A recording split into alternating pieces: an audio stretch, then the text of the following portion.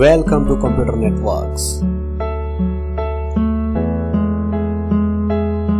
Welcome to Cisco DevNet Associate Module 4.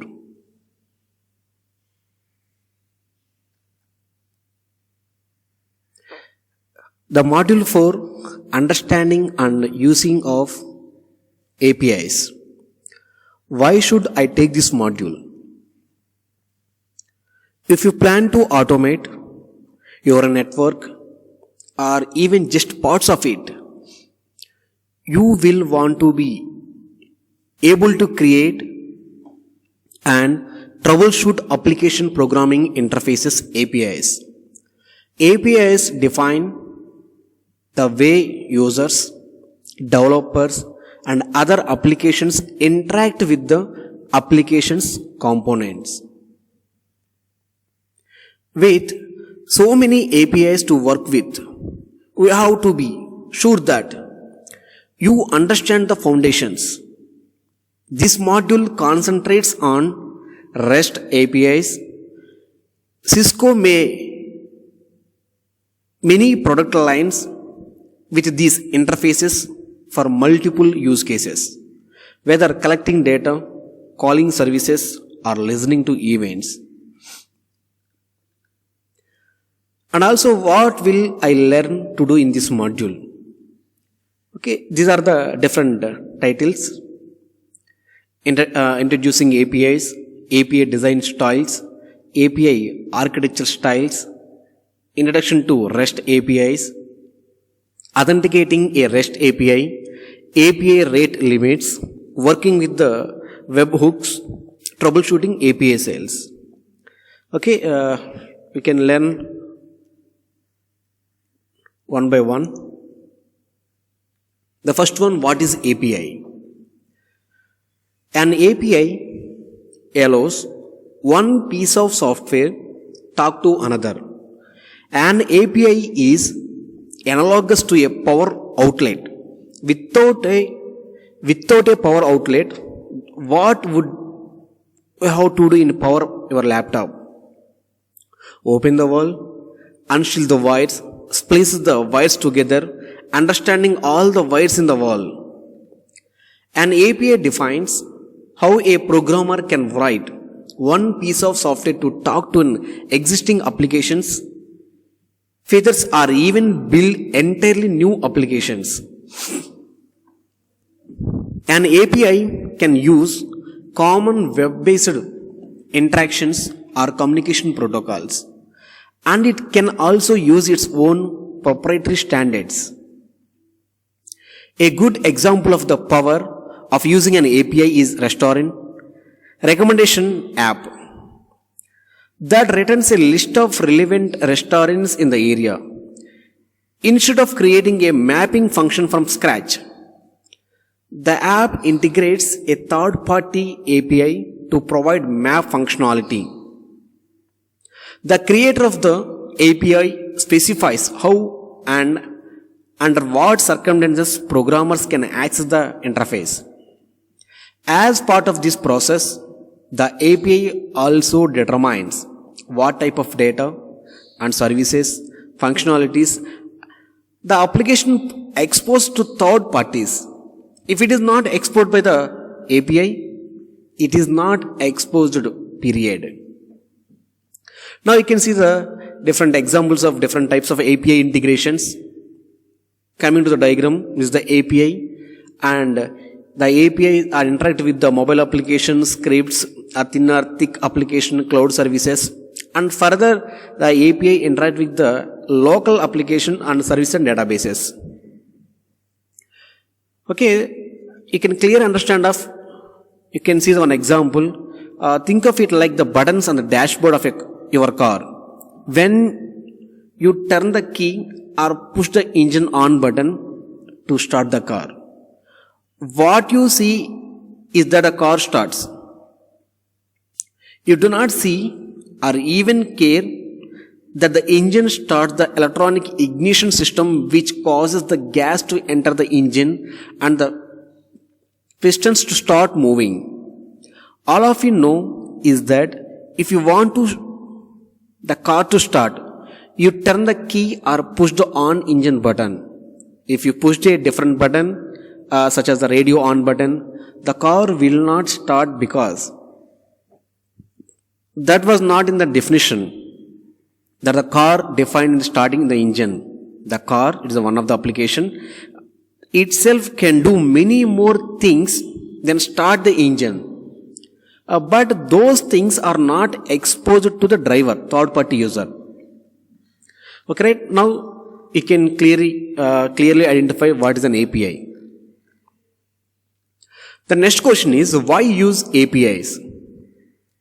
APIs are usually built to be consumed programmatically by other applications, which is why they are called application programming interfaces. But they do not have to be used programmatically. They can also be used by humans who want to interact with the application manually. Here, just a few of the many use cases for APIs: automation task, data integration, and functionality. Where the automation task indicates the build a script that performs your manual tasks automatically and programmatically. Coming to the data integration, an application can consume or react to data provided by another application. For example, e-commerce websites. Functionality. An application can integrate another application's functionality into its product. Example, many online services such as the Help and Uber. Why are APIs so popular? The next question, why are APIs so popular? APIs have existed for decades, but exposure and consumption of APIs has grown exponentially in the last 10 years or so. In the past, applications were locked down and the only integration between them was through predetermined partnerships. So the popularity of easier and more simplified coding language such as the Python have made it. It is possible for non-software engineers to build the applications and consume these APIs. Okay, right now you can see the API's design styles part. API design styles. Now you can discussing the what type of design styles are available. APIs can be delivered in one of two ways, either synchronously or asynchronously. You need to know the difference between these two because the application that is consuming the APIs manages the response differently depending on the API design. Now you can see the synchronous APIs. In the synchronous APIs, in the box office, tickets are sold in first come, first served order. This is a synchronous process. Asynchronous indicates the APIs provide a response to signify that request has been received, but the response does not have any actual data. The server processes the request, which may take time, and sends a notification, but the triggers are called back. Now you can see the API architecture styles. Common architecture styles are: the application defines how third parties interact with, which means there is no standard way to create an API. However, even though an application technically can expose a haphazard interface, the best practice is to follow standards, protocols, and specific architecture styles. This makes it much easier for consumers of the API to learn and understand the API because the concepts will already be familiar. The three most popular types of API architectural styles are RPC, SOAP, and REST, REST. Okay, you can discuss the first one, RPC, where RPC indicates the remote procedure call. It is a request response model that lets an application make a procedure call to another application, that is server. Okay, an application act as a client, make a procedure call to the another application, that is a server. The server application is typically located on another system within a network. With RPC, the client is usually unaware that the procedure request is being executed remotely, because the request is made to a layer that hides those details. As per the client is concerned, these procedure calls are simply actions that it wants to perform. In other words, or simple words, to a client, a remote procedure call is just a method with arguments. When it's called, the method gets executed and the results get returned. That is the caller client process and callee server process. Okay, it's a server side, it is a wait for the request. Whenever the call procedure is executed, from request received by the server, receive the request and process the request and send the response and the receive response and resume execution. In the most common usage of RPC, the client makes a synchronous request to the server and is blocked while the server processes the request. When the server is done with the request, it sends a response back to the client, which unblocks its process. RPC is an API style that can be applied to different transport protocols. Example for implementation include XML RPC, JSON RPC, and NFS, Network File System, and Simple Object Access Protocol, SOAP. Now you can see the SOAP. SOAP is a messaging protocol. It is used for communicating between applications that may be on different platforms or built with different programming languages. It is an XML based protocol that was developed by Microsoft. SOAP is commonly used with Hypertext Transfer Protocol but can be applied to other protocols. SOAP is the independent. It is the extensible and neutral.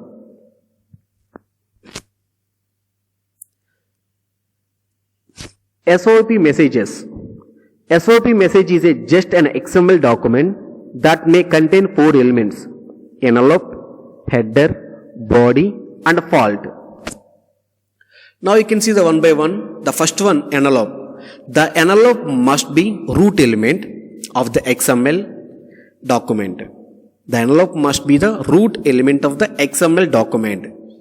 In the envelope, the namespace provided tells you that the XML document is a SOAP message. Header. The header is an optional element, but if a header is present, it must be the first child of the envelope element. Just like most other headers, it contains the application specific information such as authorization, SOAP specific attributes, or any attributes defined by the application. Next one, body. The body contains the data to be transported to the recipient. This data must be in XML format and in its own namespace. Next one, fault. The fault is also an optional element, but must be a child element of the body.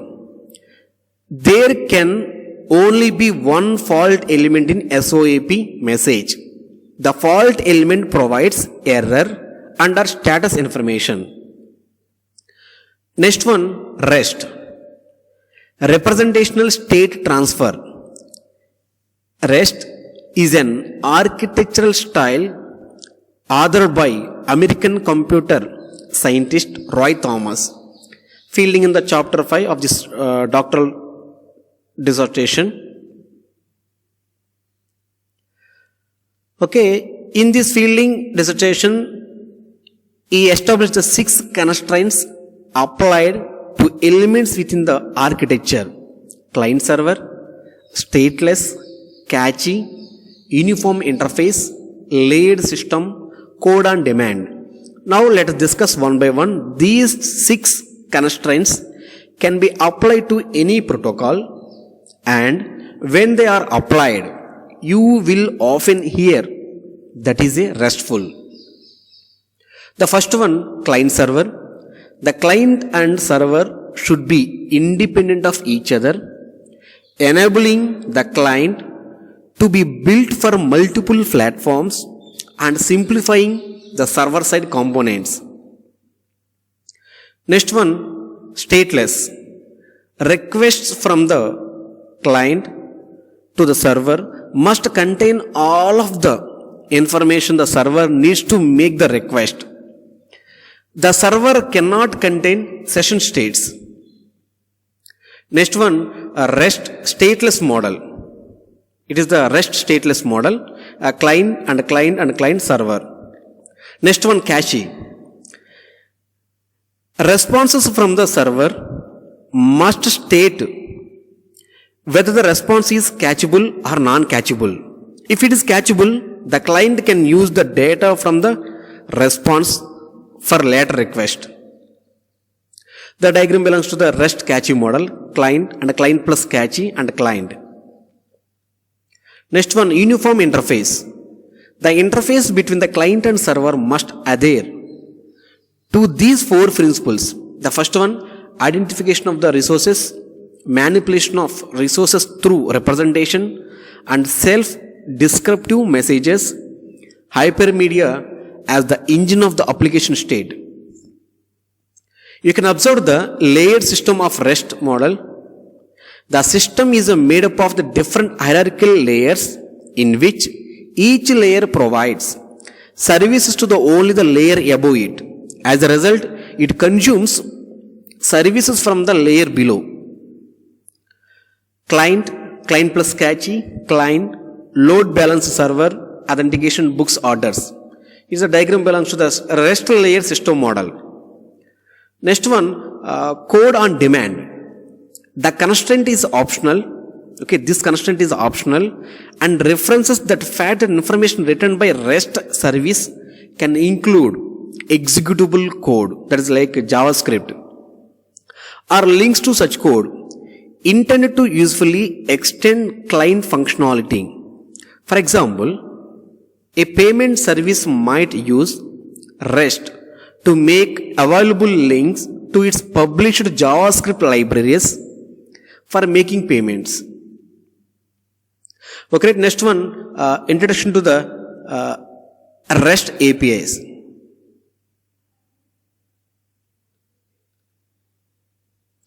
A REST web service API is a programming interface that communicates over HTTP while adhering to the principles of the REST architectural style.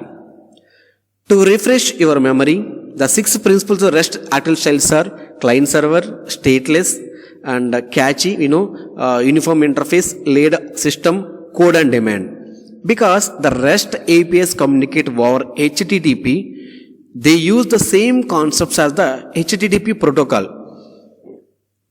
HTTP requests or responses, HTTP verbs, HTTP status codes, HTTP headers and body. Now you can see the first one, REST API request. The REST API requests are essentially HTTP requests that follow the REST principles. These requests are a way for an application to ask the server to perform a function. Because it is an API, these functions are predefined by the server and must follow the provided specification. REST API requests are made up of the 4 major components: uniform resource identifier, HTTP method, header and body. The first one, uniform resource identifier, URI. is sometimes referred also uniform resource locator URL. The URI identifies which resources the client wants to manipulate. A REST request must identify the requested resources. The identification of the resource for the REST API is usually part of the URI. In the URL, the syntax of consists of the following components in the particular order: scheme, authority, path, and query. Here the scheme indicates it specifies the HTTP protocol should be used, where authority indicates it consists the two parts with the two forward slashes. First one is the host and second one is the port. Okay, where port is the communication endpoint and host is the host name or IP address, or where port is the communication endpoint. The port is always preceded with the colon. Okay. The next one, path. For REST API, the path is usually known as the resource path. Okay. The always are using the slash symbol. Query. Query always includes the query parameters. It is the optional. The query provides the additional details for the scope for filtering. Okay. The always the query is preceded with the question mark and also separated by a value key value pairs that is separated by a ampersand. And HTTP method. REST APIs use the standard HTTP methods, also known as the HTTP verbs. Here the HTTP method post, it creates the some actions, create, description, get, post, get, put, patch and delete. Okay. Also description some here. Where create indicates the create a new object for object or resources, and you can read out the something.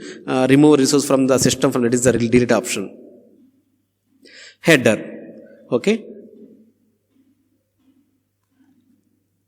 REST APIs use the standard HTTP header format to communicate additional information between the client and the server. Okay, request headers. How can you request the header? Request header include the additional information that doesn't relate to the content of the message. Entity headers. Entity headers are additional information that describe the content of the body of the message only. Body. The body of the REST API request contains the data pertaining the resources that the client wants to manipulate. REST API responses. REST API responses are essentially HTTP responses.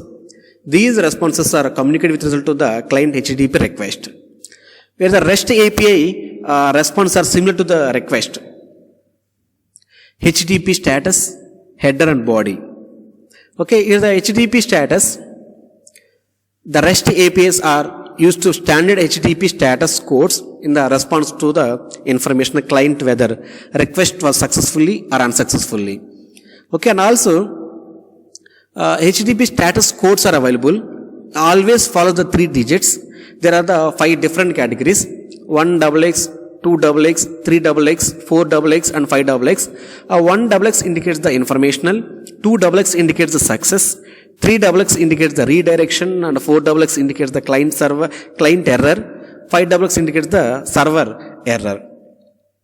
Okay, and also some common HTTP status codes are also available. HTTP status code 200, the status message is okay. 201, 202, 400, that is a bad request. 401 unauthorized, 403 forbidden, and 404 not bound, 503 service unavailable. Okay, and also just like a request, the response header also use the colon symbol, header side. Response headers, always you can use the set cookie and cache control. Body and response pagination. All these are you have observed in the NetAcad portal. You can go through the NetAcad portal and you can read out the complete information. It is easily identified, step by step process.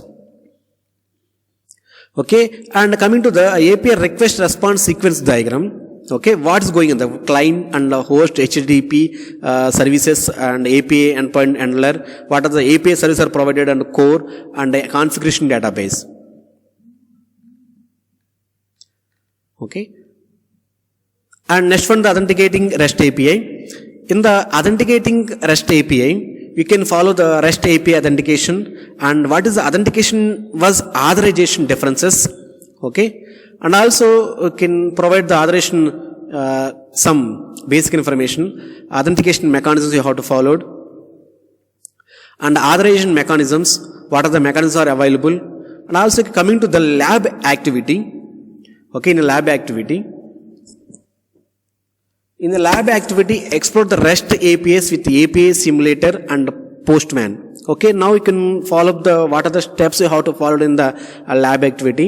In the launch DevACM virtual machine and explore the API documentation using the part 2. And coming to the part 3, use the Postman to make API calls. And part 4, use the Python to add 100 books to the API simulator. And go through the content in the DevNet Associate portal and go through the lab activity. You can follow the step-by-step process. Okay. And next one, API rate limits. What are the rate limits? REST APIs make it possible to build complete interactions. Okay. And also the rate limit follow some algorithms, leaky bucket, token bucket, and fixed window counter, sliding window counter. Okay. Now you can go through these concepts in a portal. Okay, what is the exact meaning of the fixed window counter and what is the purpose of the window counter, and also knowing the rate limit. Okay, these are the information you have provided in the NetAcad portal. Okay, next one, working with the webhooks. What is the meaning of webhook? Okay, webhook is a HTTP callback, where a webhook is an HTTP callback. Okay, or an HTTP post. You have to specify any URL. And also webhooks enable applications to get real-time data because they are triggered by particular activities or events. Okay. And also it provides some examples how you can consuming a webhook. Okay. Next one, we can see the troubleshooting REST API request. In the troubleshooting REST API request, okay. So here you are learned about the REST APIs and explore them in lab. Okay, what are the details are provided in the lab? You just follow it and step-by-step process. Okay, and also in the troubleshooting API calls, API request you are discussing, and also HTTP status you are discussing with the API server, and what is the client-side error. Is there any user error? What about the invalid URL example? Okay, invalid certificates examples. Okay, warning information and interpreting status codes, and also what 2XX and 4XX status codes. Okay, and 5XX status codes we have learning. Okay, and coming to the understanding the using the API summary.